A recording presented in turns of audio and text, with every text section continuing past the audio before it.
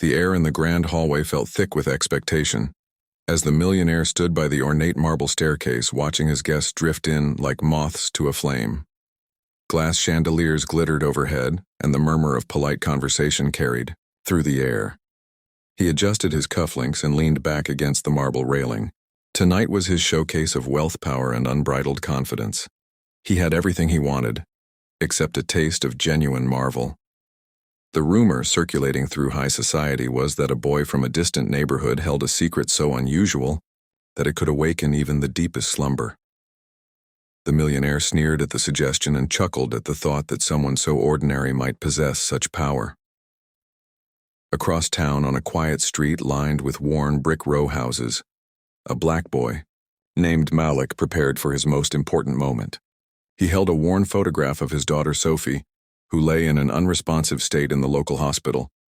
She had fallen into a coma after a rare illness, and doctors had called it hopeless. Malik had spent every waking minute at her bedside whispering stories and pouring his heart into her silent world. He believed in miracles and carried the promise of waking her with him wherever he went. The mansion's double doors opened wide, and Malik was ushered inside. The guests parted like a sea of silk and velvet, allowing him passage toward the staircase. At the center of the hall, chandeliers reflected off his simple shirt, revealing the contrast between his humble attire and the extravagance around him. Whispers rose behind him, curious and skeptical. The millionaire eyed the boy with amusement. "So you are the one who claims to know how to wake my daughter," the millionaire said, his tone dripping with disbelief. The guests fell silent. No one spoke. Malik met the man's eyes without flinching. "It's not your daughter, it's mine." The millionaire laughed, and it rang through the hall.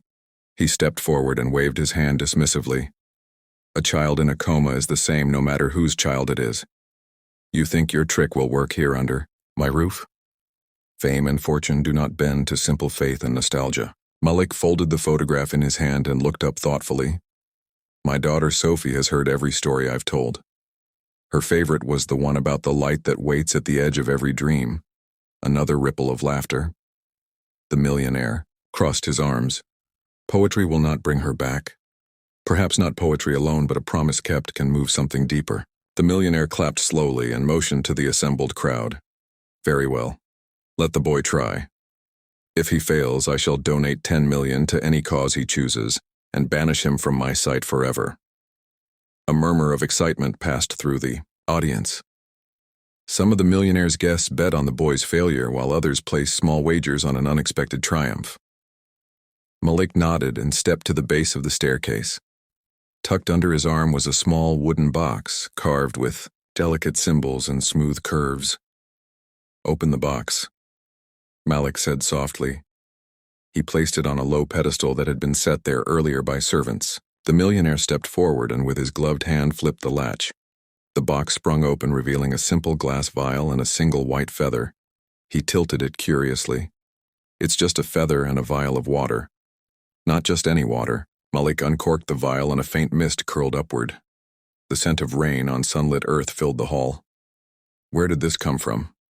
"A spring high in the mountain where clouds gather like a congregation." "And this feather," Malik held it between thumb and forefinger, so white it shimmered, "comes from a bird that has flown beyond the horizon. My dear boy, you expect us to believe this feather has mystical power? It has the power of hope." He dipped the feather into the vial and then pressed it gently to his chest. A hush fell over the crowd as Malik began to speak. His voice was low, yet it carried clarity and warmth. "I called Sophie my light bearer because she carried brightness into every glance. Each evening I sat by her bedside and invited her to travel with me where dreams dance on the breeze. I asked her to follow the feather's flight to the land of waking where morning stretches its arms wide." Malik's words filled the hall with a kind of reverence. Even the millionaire seemed uncertain for a moment. "I asked her to remember the color of the sunrise, the laughter of her friends, and the love that surrounds her every breath. I asked her to step out of the darkness and into the promise of a new day." The crowd watched in silence.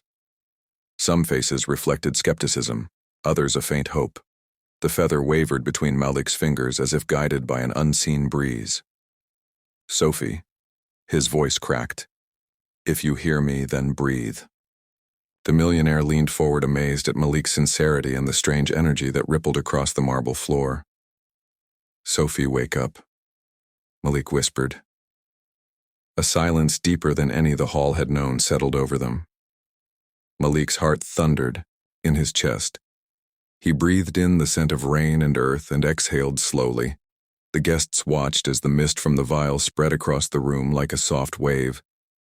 Moments passed, seconds or minutes no one could tell. And then it happened.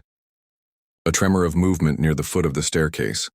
The feather slipped from Malik's hand and floated gently to the floor. All eyes turned as a slender figure emerged, a girl whose cheeks glowed with dawn.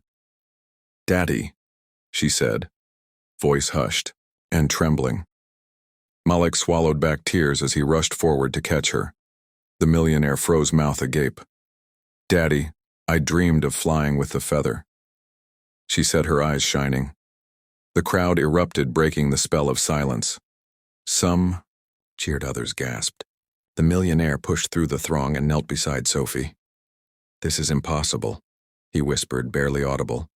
"Have faith in the impossible," Malik said gently, placing Sophie's hand in the millionaire's. She squeezed both hands and smiled. Tears rolled down the millionaire's cheeks as the reality of the moment settled in. "You have shown me," he choked, "that hope is more powerful than wealth, more enduring than gold." Malik stood and held Sophie close. The blade of laughter and doubt the millionaire had carried melted into something altogether new. Humility. "Thank you for sharing your miracle," the millionaire said, voice thick. Sophie reached out and lifted the feather from the floor. It glimmered with soft light. "This is the feather you spoke about," she said. "It is yours now," Malik replied. The millionaire bowed his head in respect and stood. He extended his hand toward Malik. "You have my gratitude and my friendship." Malik clasped the hand firmly. "Promise me you will never let doubt silence a whisper of hope," he said. The millionaire nodded. "I promise." Music swelled unseen as Sophie leaned against her father. The guests gathered closer, surrounding them with warmth and wonder. The mansion's grand doors opened to let in the night sky and the soft glow of streetlights. Malik looked up at the stars and whispered, "Dreams are carried on feathers," he said softly, "and miracles happen when we invite them in." Rain began to fall outside like a blessing from above. Sophie lifted her face and felt the drops on her skin. "It's raining hope," she whispered. The millionaire smiled, turning to Malik. "Tonight I learned that miracles are born from love, not coin." Malik nodded and tucked the photograph of Sophie into his pocket. "And love knows no boundaries." A hush returned as the guests absorbed the truth of those words. The millionaire stepped forward and embraced Malik and Sophie together. "Let this moment shine like the dawn," he said. The hall glowed in renewed light as laughter and tears mingled. A new chapter had begun for them all, where wealth was measured in moments, not money, and miracles were given a place at every heart's door.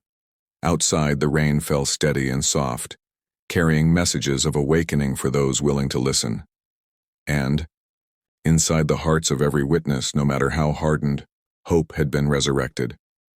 Dreams had taken flight on a single feather, and a promise had been kept at the edge of a miracle.